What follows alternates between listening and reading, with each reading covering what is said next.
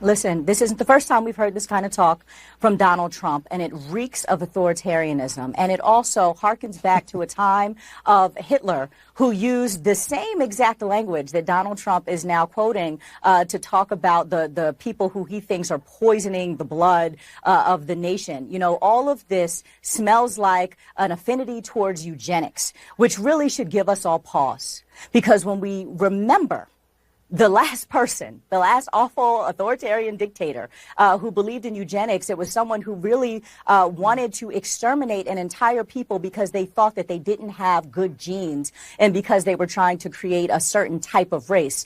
Donald Trump has himself said that his parents, his father, raised him to believe that they were superior to others because they had good genes. Now, what does that mean? The way he's talking about it is he wants to purge the immigrants, right? He wants to get rid of all of the immigrants and has said that he would do some pretty nasty, harmful things to them because they don't have good genes. I don't think that this is just rhetoric. I think that we need to take this seriously and understand where his inspiration comes from. And today, of all days, it is just really savage that this is who he's quoting and that he's quoting Hitler. Come on, Aaron. I don't want to swear. David, I mean, is this rhetoric to say you believe in the racehorse theory about bloodlines? Listen.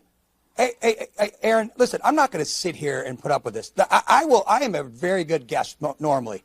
But to Aisha, for you to compare Donald Trump to Adolf Hitler on 10/7, it's just shameful. Number one, what he was talking about are murderers, people who came into this country and murdered Americans, okay? So let's not try to string together a bunch of quotes that weren't put together. They're different points in time to try to make it look like something he didn't say. He was talking about 26,000 people, rapists and murderers in this country.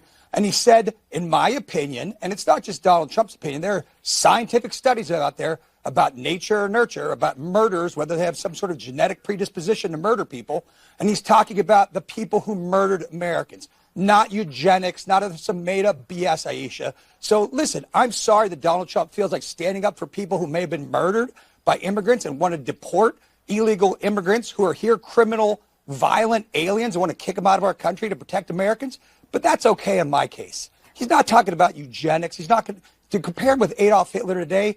I find it particularly offensive. Listen, we can fact check this all day long. David's hot air is not going to rewrite the history of the words that Donald Trump himself has used. This is fact. He has long talked about genetics. Well, I'm talking about the history of everything he's ever said. So you can have a short-term memory, David, for the sake of going into an election and doing Donald Trump's bidding. But this, as an American, let's talk about Kamala Harris. Makes me really concerned. Let's talk about Kamala Harris as a black lesbian who Donald Trump doesn't believe has genes as good as his. Is he going to attempt to exterminate me why do you when believe he gets elected? Because he's damn near said it. That's why, David.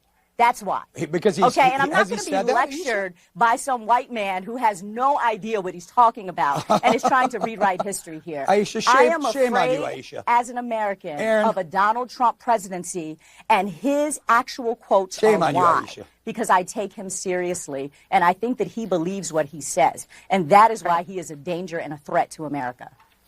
Aaron, you can't have a rational discussion. I appreciate about topics. All right. Well,